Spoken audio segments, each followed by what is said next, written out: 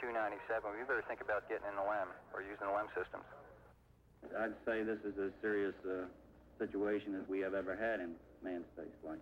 We've always called the LEM a good lifeboat under those circumstances. If at any time in the mission, however, the LEM had separated and we had gotten ourselves into a rendezvous situation or the command module being around the moon, then what you state is absolutely true. It would be a fatal situation. Tell me you from flight. Go ahead, flight. I want you to get some guys figuring out minimum power in the LEM to sustain life. The accident had occurred 200,000 miles from Earth. Lovell, Swigert, and Hayes rode in the lunar module attached to a lifeless command module. Apollo 13 had started as a mission of scientific exploration. It was now a matter of survival. Since the command module was dead, except for the oxygen and power hoarded for re-entry, the guidance platform of Aquarius, designed to land on and take off from the moon, would have to be used. The first milestone, and I consider this after the accident, I guess, more or less the survival now. The first milestone was to get alignment on the LEM platform. Alignments are important, you know, because without knowing exactly which way the attitude of a spacecraft is in space, there's no way to tell how to burn or how to use the engines of that spacecraft to get the proper trajectory to come home. The position we are now on the Earth-Moon plane, we have to go around the moon to get back if we're going to use the DIPS engine. You would have had enough capability with the SPS engine, but of course we don't dare use that now. So we have to go to the backside of the moon and come back. To get into the correct orbit around the moon, the crew had burned out of a trajectory that would automatically bring them back to Earth. They would have to get back onto a safe course toward Earth. He needs to put his throttle to min also, flight. Throttle to min? Yes, he's at 29% now, roughly. This maneuver, again, was completed on time, and because it was a manual burn, we had a three-man operation. Jack would take care of the time. He'd tell us when to light off the engine, when to stop it. Fred handled pitch maneuver, I handled the roll maneuver, and I pushed the buttons to start and stop the engines. Aquarius, and you go for the burn.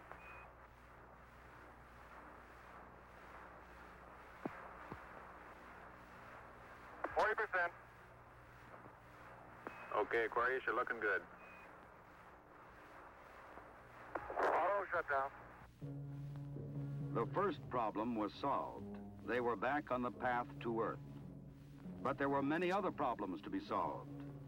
From a building at Houston's Manned Spacecraft Center, systems experts coordinated the coast-to-coast effort to get the crew back. One of the big problems was consumables. There would be enough to eat and drink. But in space, there are other factors. Oxygen to breathe, electrical power to keep the spacecraft alive, water to cool the equipment and keep it operating.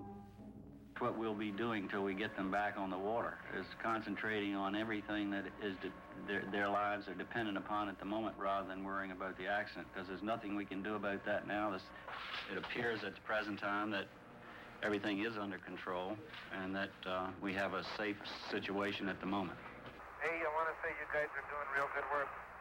So are you guys, Jack. We are about 70 hours from home, and we think we have the situation in control. We've projected the consumables as I've described, and we have a plan for carrying out the rest of the mission, but there's going to be no relaxation at all as far as that goes from now until splash. There was a key decision to be made before Apollo 13 went behind the moon. Where to bring them down. Their present course would take them to the Indian Ocean, where recovery would be difficult. A burn to bring them home quicker would take them to the Pacific Ocean near the recovery forces. Bringing them home even faster would place them in the South Atlantic, again away from recovery forces. It was decided to take them to the Pacific. We've run these simulators both here and at the Cape and at the contractors that continuously ever since last night. We've tried to simulate virtually everything that we've had the crew to do that is non-normal that they've done. And we've proven most everything that we've been able to run on the simulator prior to passing it up to them. There may be some details we haven't done, but at least we've checked the feasibility of everything we've done, and we'll continue to do that. They passed 137 miles from the moon. For Lovell, it was the second time that he had seen the moon so near. But there was no time for contemplation. There was another critical burn coming. Okay, let's get the cameras put away. Let's get all set to burn. We have one chance, Al. And in Houston, the newsmen poured in to tell an anxious world the story. Well, that was going along with the ignition time. Shortly after Apollo 13 had separated from the Saturn third stage, the stage had been sent on to a trajectory toward the moon. Its impact would be recorded by the seismometer left by Apollo 12. By the way, Aquarius, we see the results now from 12's seismometer. Looks like your booster just hit the moon and it's rocking it a little bit. Over. Well, at least something worked on this flight. I'm sure glad we didn't have a limb impact, too. Jim, you go for the burn. Go for the burn. Roger, understand. Go for the burn. Guidance okay? We're good, flight. Control okay? We're okay, flight. Tell me we're go, flight. Inco okay? We're good, flight. Ground confirms ignition. We're burning 40%. West Houston, you're looking good. Roger. Shut down. Roger, shut down. I say that was a good burn. Roger, now we want to power down as soon as possible. Understand. To conserve the electric power and cooling water, the crew shut down all but the vital, life-sustaining systems of the LEM. I think the LEM spacecraft's in excellent shape, and I think it's fully capable of getting the crew back. I think, as we have found before, every time we've put the LEM spacecraft to a test, it's always done much more than it was guaranteed to do, and I think this is a good case in point. Conserve the consumables, cooling water, electric power. The LEM water gun was leaking, and we shut that off. I guess it leaked about a quart of water, I would estimate. But it took me about 2 days to get my feet dry, and of course, I think you were all aware that the temperatures were going down in both vehicles, and it's made for very chilly feet for a couple days.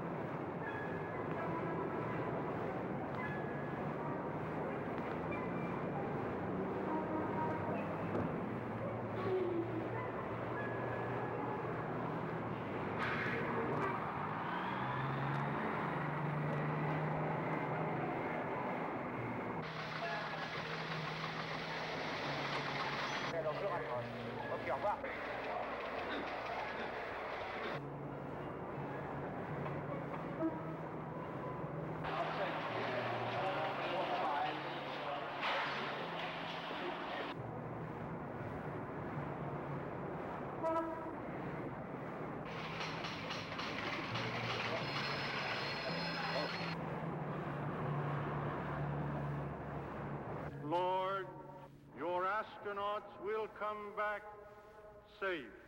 If I may be serious for one moment and ask the entire audience for a moment of prayer for the crewmen of the Apollo 13. We'll hold silence for a moment, please.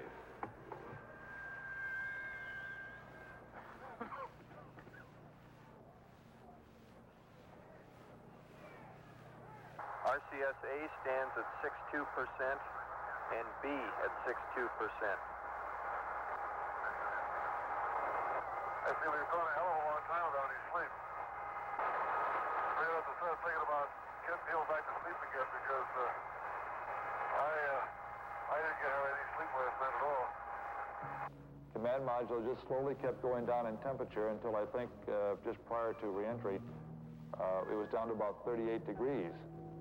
And along with that, there was a sort of a chilling coldness. The walls were perspiring, the windows were completely wet, and it wasn't too healthy. I recall that we went in there to get some hot dogs one day, and it was like reaching into the freezer for the food.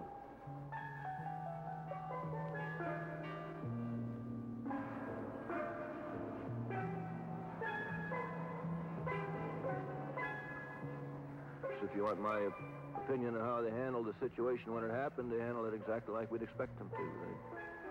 They were about as well on top of it as anybody could be, knowing what we knew, which isn't very much, I'll have to admit.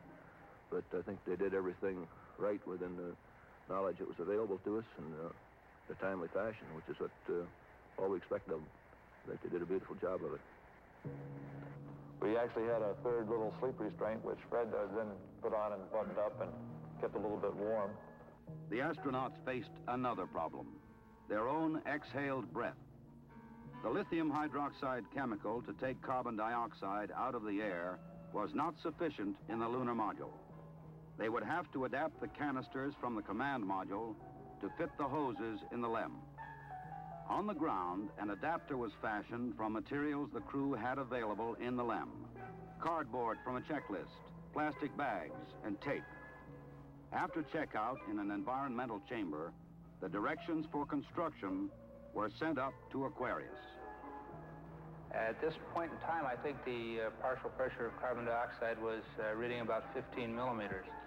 And we constructed 2 of these things and put them online, and I think within an hour, the partial pressure of CO2 was down to 0.2.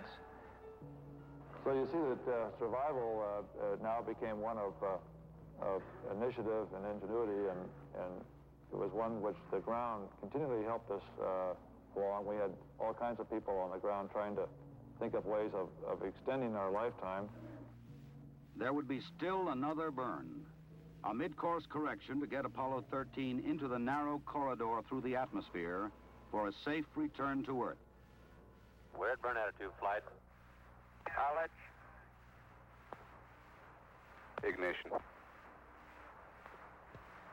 Thrust looks good. Shut down. Hang in there, it won't be long. There were moments when I didn't know how much consumables we had, whether we could make it back or not, but in a situation like that, there's only one thing you can do. You just keep going, and you just keep thinking up where you can get more consumables. And so that's exactly what we did. On April 17th, they prepared for re-entry. After a small course correction burn, they jettisoned the damaged service module. FM. Copy that. And there's one whole side of that spacecraft missing. Is that right? And the whole panel is blown out, almost from the base to the engine. Really a mess. Man, that's unbelievable. Next, they got back into Odyssey to jettison Aquarius prior to entry into the atmosphere. I'm jettisoned. Okay, copy that. Farewell, Aquarius, and we thank you. Okay, LOS in a minute or a minute and a half. At entry attitude, we'd like Omni Charlie. And welcome home. Thank you.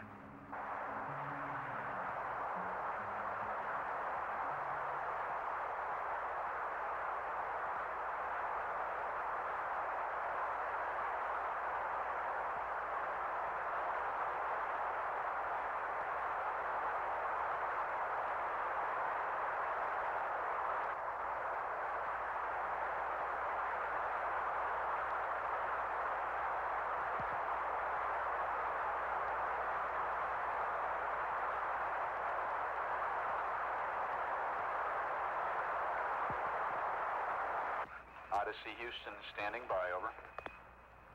Okay, go over.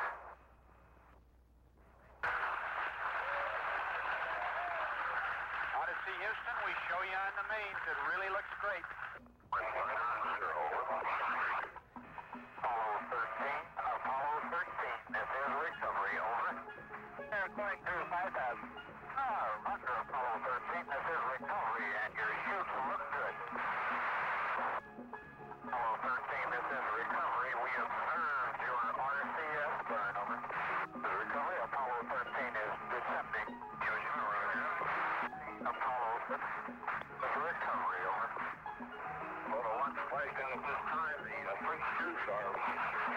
Placer in the water. 0 degrees, magnetic 3.5 miles. 0 Lima. 0, roger. This is 401. The command module is stable 1 at this time. The righted comfortably. The vertical axis are approximately 15 degrees. Swim 1, you're clear to get the position. 3, the other 2, you swim 1, roger. Okay, swim 2, you win lap 270.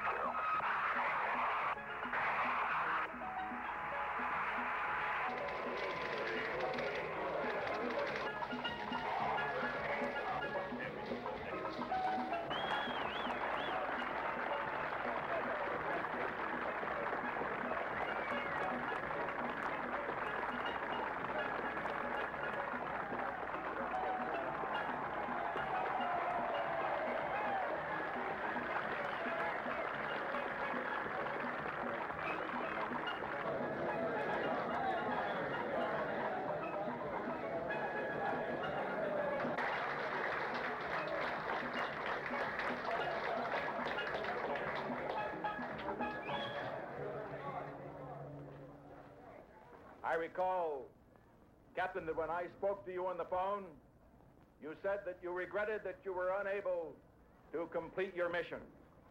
I hereby declare that this was a successful mission. From the start, the exploration of space has been hazardous adventure. The voyage of Apollo 13 dramatized its risks. The men of Apollo 13, by their poise and skill, under the most intense kind of pressure, epitomize the character that accepts danger and surmounts it. Theirs is the spirit that built America. Your mission served your country.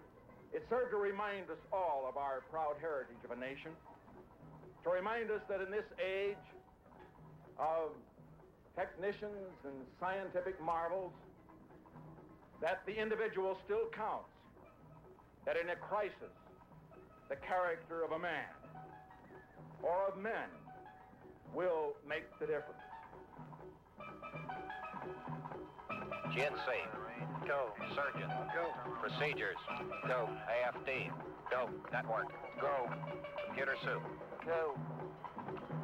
Raj, network, give me an amber. RTC on AFD conference. RTC's on the FD conference. Okay, all flight controllers, let's play it cool.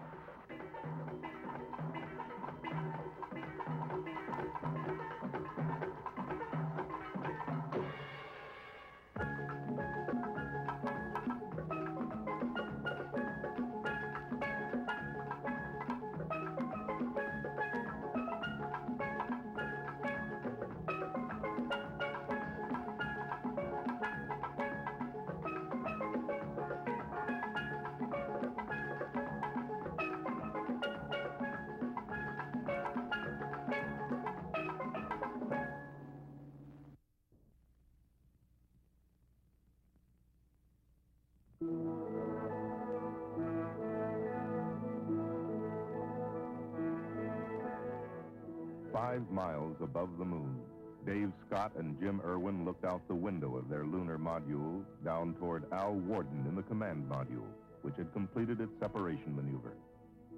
Beneath them, the 15,000-foot peaks of the lunar Apennine Mountains. Soon they would fly low over those peaks on their way to a landing in a little valley in the mountains of the moon.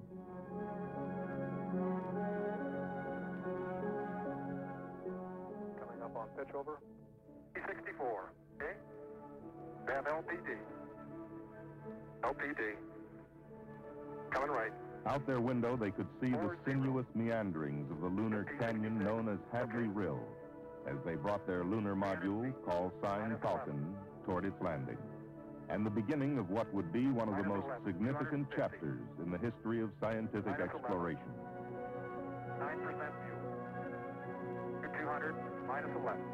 150, minus 7. Minus 6. 120 feet, minus 6. Minus 5, 100 feet at 5. 9% fuel. Minus 5. 80 at 5. Minus 3. 60 at 3. 50 at 3. Cross pointers look good. 40 at 3. 33. 25. 2. Okay, I've got some 7% fuel. 20 at 1. 15 at 1. Minus 1. Minus 1. 6% fuel. 10 feet, minus 1. 8 feet, minus 1. Contact. Bam! Okay, Houston, the Falcon is on the plane at Hadley. Roger, roger, Falcon. No denying that, we had contact. Houston, the Hadley base here. Tell those geologists in the back room to get ready, because we've really got something for them. Scott and Irwin were located on an undulating plain situated between the Apennines and Hadley Rill, an area selected by the scientists as being one of the most geologically significant sites on the moon. Okay, overhead hatch is open and latch. 2 hours after touchdown, Dave Scott stood up in Falcon's upper hatch to survey their landing area. Oh boy, what a view. I can see Pluton and Icarus. As Scott stood describing the craters and mountains, we on Earth perhaps did not yet realize the scope and extent of the coming mission. Aboard the lunar module was a small dune buggy-like car called the Lunar Roving Vehicle, or just plain rover. The astronauts would travel miles in collecting samples and placing and conducting experiments. There are no sharp, jagged peaks. There are no large boulders apparent anywhere. They would observe the layering of the lunar terrain, most clearly seen in the formation 14 miles to the south, called Silver Spur. This layering, later to be observed in the mountains and the rill, gives scientists a direct look at the structure of the moon and a deeper insight as to the significance of the collected samples.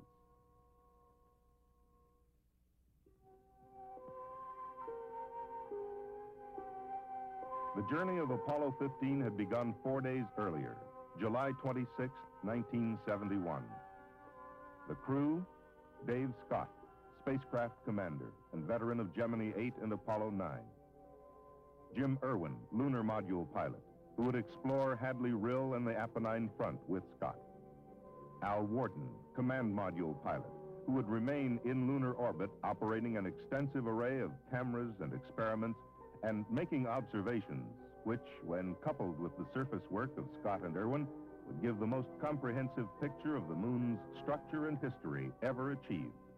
We have complete clearance to launch. We are go. 15 seconds. Guidance internal. 13, 12, 11, 10, 9, 8. Ignition sequence start. Engines armed. 5, 4, 3, 2, 1. All engines running. Launch commit. Liftoff. We have liftoff at 9:34 a.m. Eastern Daylight Time. The tower is clear. And we have a roll program. Roger. Precisely on schedule, 9:34 a.m., Apollo 15 lifted from the pad on its way to the moon. And we have a pitch program. Roger. Roger. With the exception of a few minor problems, the trip out would be uneventful. The command module Endeavour, carrying the lunar module Falcon, would arrive in lunar orbit with Scott's announcement, Hello, Houston. The Endeavour is on station with cargo, and what a fantastic sight. Oh, this is really profound. I'll tell you, this is absolutely mind-boggling up here. Gentlemen, I can well imagine that a foreign planet must be a weird thing to see.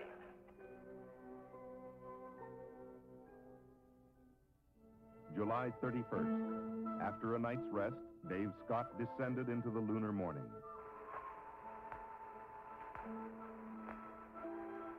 Okay, Houston, as I stand out here in the wonders of the unknown at Hadley, I try to realize there's a fundamental truth to our nature. Man must explore. And this is exploration at its greatest. Scott was then joined by Jim Irwin.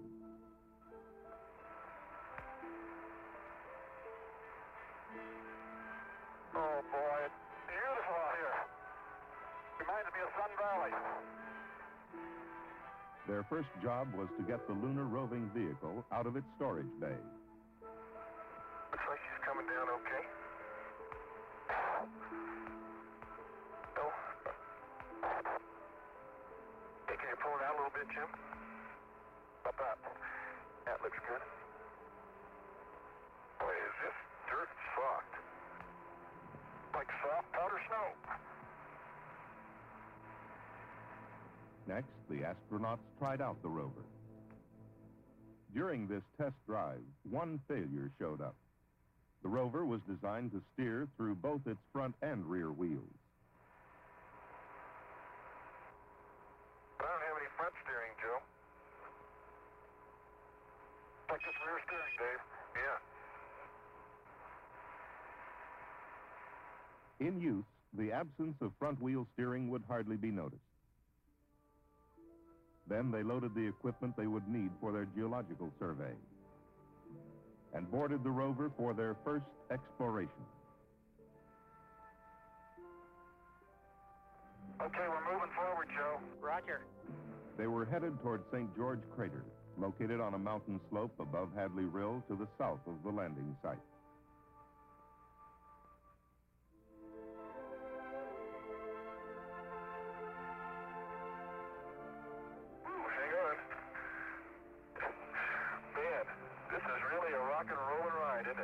There would be a stop to collect samples at a smaller crater called Elbow, then arrival at the base of St. George, and a look into Hadley Rill. Oh, look at that. Oh, look back there, Jim. Look at that. That's beautiful. That is spectacular. This is unreal. The most beautiful thing I've ever seen. Scott then adjusted the television antenna on the rover. 250,000 miles away, in Houston's Mission Control, a flight controller operated the television camera mounted on the rover. Scientists and engineers on Earth could directly monitor the lunar exploration. And those of us at home watching on television felt like the third astronaut on the moon. It looks fairly recent, doesn't it? It sure does. Okay, now we got the fillet, we got the soil, now we need to sample the rock. The astronauts began to collect samples and photograph the area. The samples would consist of rocks picked up with a rake-like device, soil samples, selected rocks, and chips taken from boulders. Can you imagine that, Joe? Here sits this rock, and it's been here since before creatures roamed the sea on our little Earth. They would also drive core tubes into the lunar soil to collect contiguous specimens from beneath the surface. But now it was time to return to the lunar module. Not to end this first work period on the lunar surface, but to begin another phase. I can't believe we came over those mountains. We did. It's just a beautiful little valley. Yeah, those are pretty big mountains to fly over, aren't they?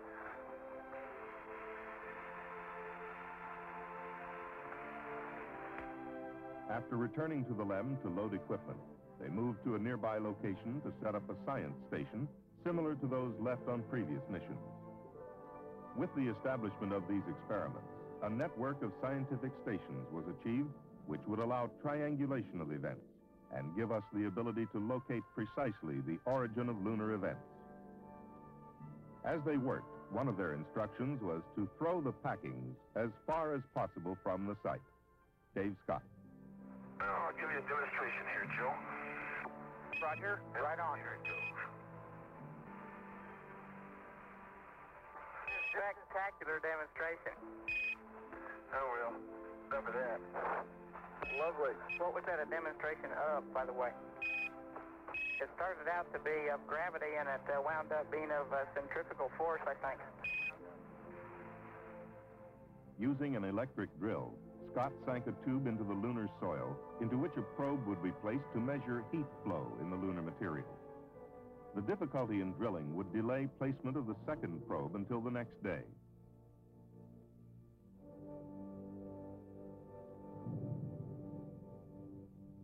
the science station was then activated. And Scott and Irwin closed Falcon's hatch on EVA number 1. And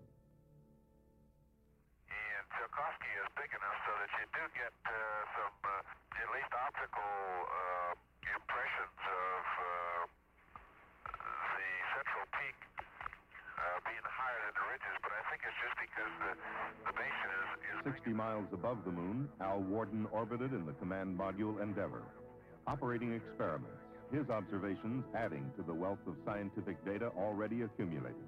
Okay, I'm looking right down on Litro now, and a very interesting thing. It looks like a whole field of small cinder cones down here. The detection of cinder cones, clearly of volcanic origin, helped solve another element of the controversy about how much of the moon was formed by volcanoes and how much by meteoroid impact.